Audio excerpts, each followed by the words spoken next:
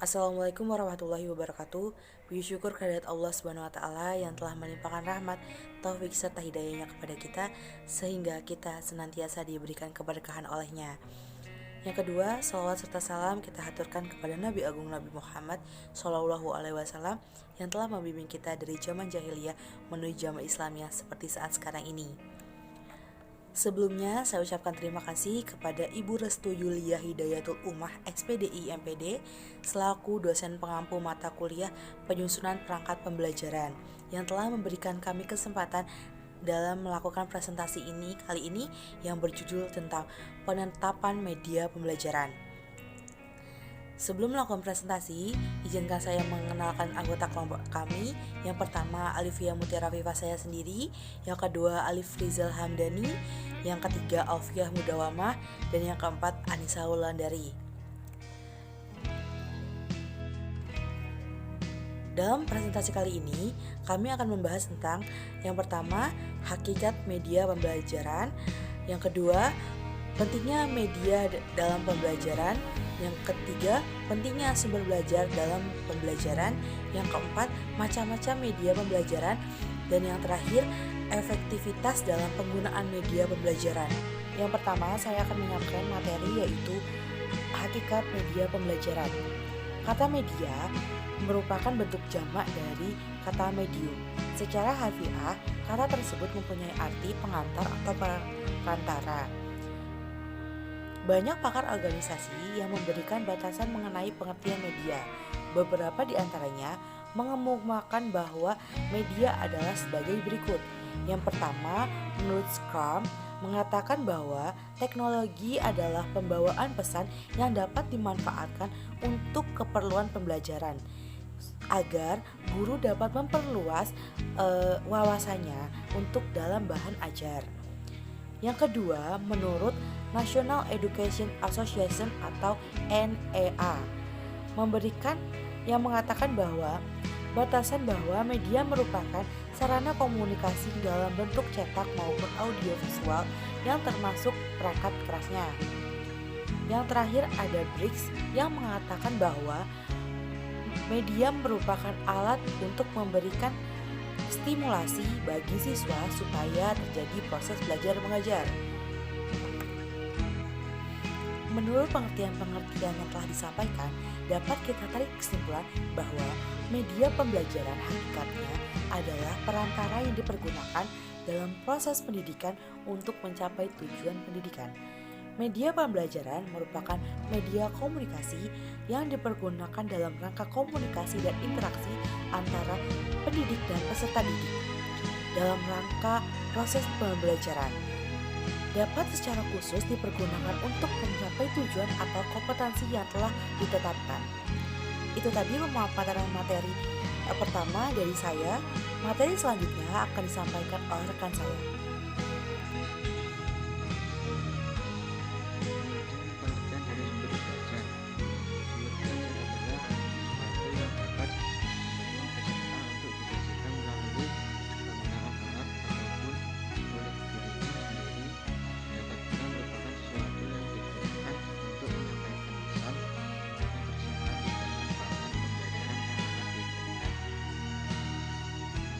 Kemudian, ABCD 1977 menargetkan sumber belajar sebagai semua sumber data, manusia, dan barang yang dapat dipakai oleh pelajar sebagai suatu sumber tersendiri atau dalam kombinasi untuk memperlancar belajar. Kemudian, dalam hal ini sumber belajar meliputi pesan, orang, material, alat, teknik, dan lingkungan.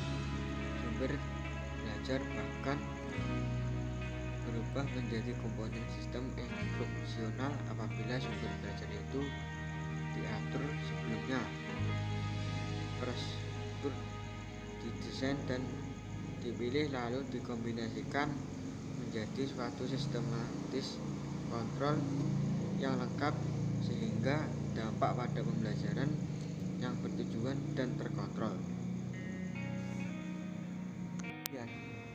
Dalam pengertian lain, sumber belajar juga dapat berarti segala sesuatu, baik yang sengaja dirancang maupun yang telah tersedia yang dapat dimanfaatkan secara baik secara sendiri-sendiri maupun bersama-sama untuk membuat atau membantu peserta didik dalam belajar. Di dalam sumber belajar terdapat beberapa komponen yang utama, yaitu yang pertama adalah pesan, yang merupakan pelajaran atau informasi yang diteruskan oleh komponen lain dalam bentuk ide, fakta, arti, data, dan lain-lain. Kemudian komponen orang atau manusia sebagai penyimpan, pengolah, dan penyaji pesan. Kemudian ada komponen alat, sesuatu yang digunakan untuk menyampaikan pesan yang tersimpan di dalam suatu bahan pembelajaran. Kemudian ada komponen teknik, prosedur, rutin atau acuan disiapkan untuk menggunakan bahan, peralatan, orang, lingkungan untuk menyampaikan suatu pesan. Dan yang terakhir adalah media pembelajaran. Ada beberapa peran penting media pembelajaran menurut Ahmad Rohani 1997, yaitu yang pertama adalah media pembelajaran mengatasi perbedaan pengalaman pribadi peserta didik. Kemudian media pembelajaran mengatasi batas-batas ruang kelas. Kemudian dapat mengamati benda yang terlalu kecil. Kemudian dapat mengamati benda yang bergerak terlalu cepat atau terlalu lambat. Kemudian mengamati suara yang halus untuk didengar. Kemudian mengamati peristiwa-peristiwa alam. Dan ada juga media pembelajaran berperan membangkitkan minat belajar yang baru. Jadi dari paparan di atas dapat diketahui bahwa media pembelajaran berperan untuk membantu mewujudkan tujuan pembelajaran. Media pembelajaran dapat mengatasi permasalahan yang dialami pembelajaran.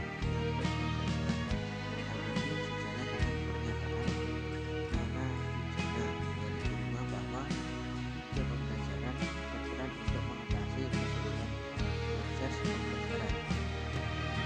Kemudian materi akan disampaikan oleh teman saya. Baik, yang selanjutnya yaitu pentingnya sumber pembelajaran. Sama halnya seperti media pembelajaran, sumber belajar juga memiliki peranan penting, yaitu yang pertama menjembatani anak atau siswa dalam memperoleh pengetahuan belajar. Yang kedua, mendistribusikan pesan atau informasi kepada anak atau siswa. Ungkapan transmisi dalam konteks ini mempunyai dimensi banyak dan dapat dikaitkan dengan pertanyaan-pertanyaan apa, siapa, di mana, dan bagaimana. Pertanyaan-pertanyaan ini amat berguna sebagai alat bantu mengorganisasi dimensi sumber belajar. Yang berikutnya ada macam-macam media pembelajaran. Media pembelajaran yaitu ada media elektronik yang sering disebut juga sebagai media audiovisual.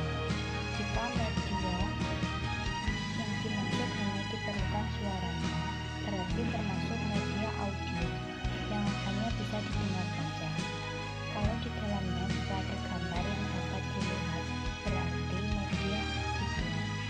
Gabungan media visual dapat berupa tape record, rekaman, video, dan lain-lain. Contohnya, yang pertama itu media elektronik, yang kedua audio atau radio, yang ketiga UHF, komputer, LCD video atau VCD atau TV slide. Yang ketiga yaitu PBK, yaitu pembelajaran berbantuan komputer. Yang kelima yaitu internet, web based courses. Yang selanjutnya akan disampaikan oleh rekan saya.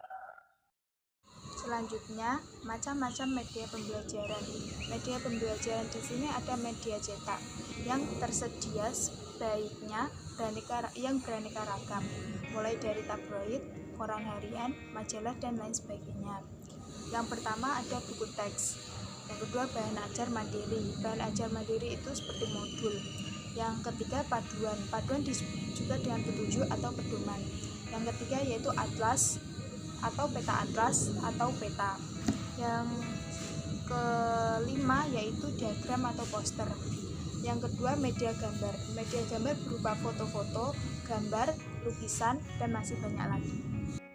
Macam-macam media pembelajaran selanjutnya di sini ada media alam, minyak, yang berupa daun-daun di alam, batu-batu, hewan-hewan. Hal ini dapat diperoleh dengan cara membawa siswa ke alam yang terbuka seperti lingkungan. Yang selanjutnya ada media pengajaran. Media pengajaran di sini merupakan wadah dari pesan. Materi yang ingin disampaikan adalah pesan pembelajaran dan tujuan yang ingin dicapai adalah proses dalam pembelajaran itu sendiri. Selanjutnya, secara umum media mempunyai manfaat memperjelas pesan agar tidak terlalu verbalistis, mengatasi keterbatasan ruang, waktu, tenaga, dan daya indera, menimbulkan gairah belajar, interaksi lebih berlangsung antara murid atau siswa dengan sumber belajar.